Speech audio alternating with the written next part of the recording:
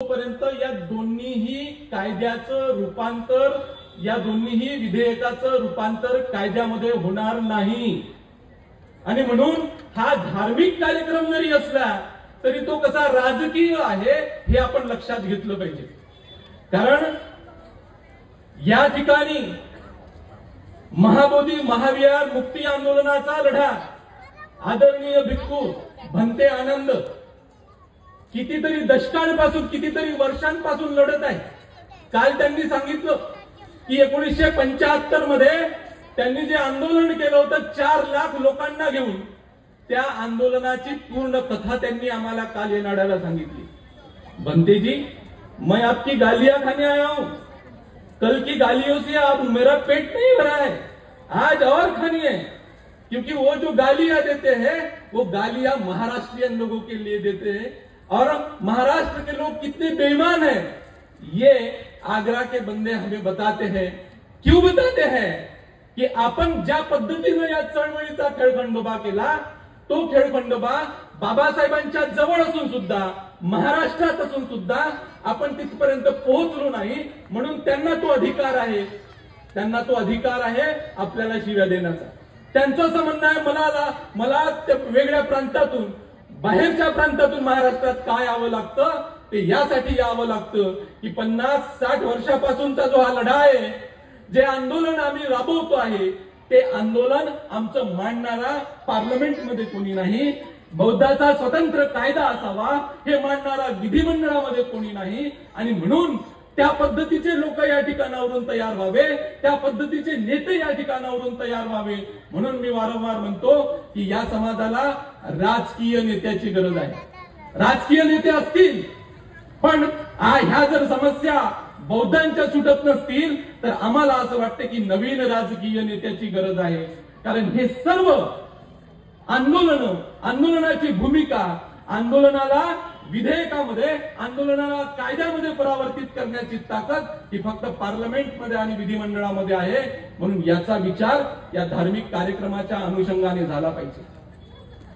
मग ही जबाबदारी कोणाची आहे? ही जबाबदारी आपली जास्त आहे, आंबेडकरी समाजाची जास्त यासाठी आहे कारण आपण लाभार्थी आहोत बाबासाहेबांच्या संघर्षाचे, आपण लाभार्थी आहोत बाबासाहेबांच्या त्यागाचे, बाबासाहेबांनी केलेल्या बलिदानाचे। आणि म्हणून संघर्ष, त्याग, मेहनत, कष्ट जी बाबासाहेबांनी या समाजासाठी घेतली ती जर परिपूर्ण आपल्याला करायची असेल, ती जर पूर्णत्वास न्यायची असेल तर आज जरी आपल्याजवळ नेता नसला, आज जरी आपल्याजवळ पार्लमेंटमध्ये आपली भूमिका मांडणारा खंबीर सदस्य नसला तरी आंदोलन हे महत्वाचं शस्त्र आपल्याजवळ आहे। म्हणून आपण आता इथून सुरुवात करायला पाहिजे। आंदोलनाशिवाय पर्याय नाही। हे दोन्हीही जर आपल्याला कायदे मंजूर करून घ्यायचे असेल तर आंदोलनाशिवाय दुसरा पर्याय आपला जवळ नाही। आपलं साकेत गेलं, त्यांनी अयोध्या त्याला म्हटलं, साकेत म्हणजे आर्किओलॉजिकल सर्व्हे ऑफ इंडिया हे सुद्धा मान्य करायला तयार आहे की तिथे साकेत होतं। परंतु जेव्हा सत्ता हातात येते आणि सत्ता जेव्हा मगरूर होते, सत्ता जेव्हा हुकुमशाहीकडे जाते तेव्हा त्या साकेत अयोध्या होते आणि अयोध्येमध्ये मग राम मंदिर निर्माण होते। आणि म्हणून आपलं जी धरोहर आहे, आपली सांस्कृतिक धरोहर जी आहे ती जर नष्ट होताना दिसत असेल तर आंदोलनाशिवाय पर्याय नाही। या आंदोलनाचं नेतृत्व या समाजाला, आंबेडकरी समाजाला करायचं। या संपूर्ण भारतात जे आंदोलन उभं करावं लागणार आहे त्याचं नेतृत्व महाराष्ट्रातल्या आंबेडकरी समाजाला करावं लागणार आहे। आणि मी तर असं म्हणतो की अमरावती त्याच्यासाठी सुसज्ज असली पाहिजे। कारण अमरावती मध्ये जे पोटेन्शियल आहे चळवळीचं, अमरावतीमध्ये जे आंदोलनाचं पोटेन्शियल आहे ते संपूर्ण महाराष्ट्रामध्ये आपल्याला कुठे दिसणार नाही। म्हणून अमरावतीनं प्रामुख्यानं बौद्धाच्या स्वतंत्र कायद्याच्या बाबतीत या ठिकाणी सांगितलं की कशा पद्धतीनं लोकांनी अनेक निवेदनं पाठवले आणि अमरावतीनं त्यासाठी पुढाकार घेतला। म्हणून अमरावतीकरांची ही जबाबदारी जास्त आहे। म्हणून अमरावतीकरांकडून अपेक्षा करणं सार्थ आहे। आग्र्याच्या माणसाला सुद्धा, आग्र्याच्या भंतेजींना सुद्धा सुरुवात आपल्यापासून झाली पाहिजे। भीमा, तुझ्या मताचा माणूस शोधताना, भीमा, तुझ्या मताचा माणूस शोधताना माणूस तुझ्या मताचा मी कान बनू शकलो. लोक तुझ्या मताचे 5 शोधताना सुरुवात स्वतःपासून मी कान करू शकलो. घातकांच्या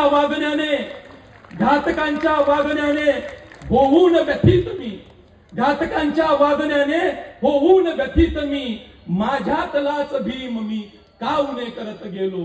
इंदू रमेश गंगाधर तू पाहिले मरताना, इंदू रमेश गंगाधर तू पाहिले मरताना, तुझा राजरत्न मी कान होऊ शकलो. भीमा तुझ्या मताचा माणूस शोधताना. संविधान भारताचे आणि तू दिला तो धम्म, संविधान भारताचे आणि तू दिला तो धम्म, हे 2 शस्त्र घेऊन लढण्या मी निघालो. निर्धार वाचविण्याचा या जनमानसांना, निर्धार वाचविण्याचा या जनमानसांना, मनुस्मृती पुन्हा एकदा जाणण्या मी निघालो. मनुस्मृती पुन्हा एकदा जाणण्या मी निघालो. मनुस्मृती आचरणात आणणारा वर्ग डोके वर काढत आहे. ते डोकं ठेचण्यासाठी, ही मनुस्मृती पुन्हा जाणण्यासाठी, हे डोकं ठेचण्यासाठी या अमरावतीकरांनी आता सज्ज असलं पाहिजे. आंदोलनाची तयारी आपण करायला पाहिजे. हीच प्रतिज्ञा आजच्या दिवशी आपण घेऊया. आपण मला बोलावलं, आपले आभार व्यक्त करतो. थांबतो. जय भीम, जय भारत.